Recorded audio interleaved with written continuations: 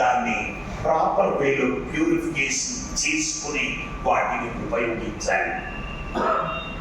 అందులో ఉండే కాంబినేషన్ ఏమని చెప్పుకున్నాం? Beryllium, aluminium, silicon. బెరీలియంను ప్యూరిఫై చేయాలంటే యూకలిప్టస్ జ్యూస్ వాడాలి.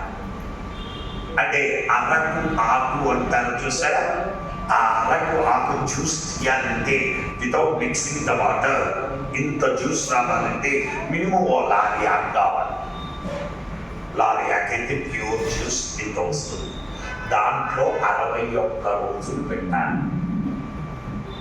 ఆ తర్వాత దాన్ని అందులో చేసి నెక్స్ట్ కాంపోనెంట్ ఏంటి? అల్యూమినియం. అల్యూమినియాన్ని ప్యూరిఫికేషన్ ఎట్లా?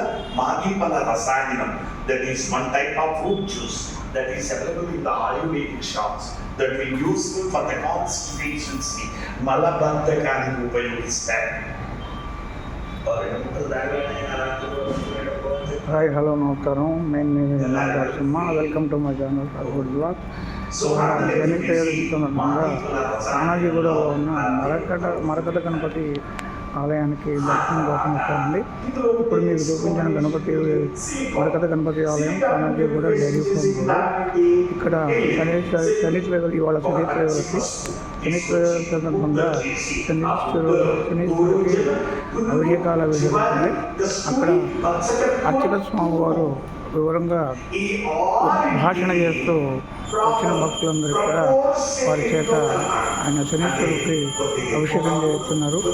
ఈ వీడియో కనుక మీకు నచ్చినట్లయితే లైక్ చేయండి, షేర్ చేయండి, సబ్స్క్రైబ్ చేయండి.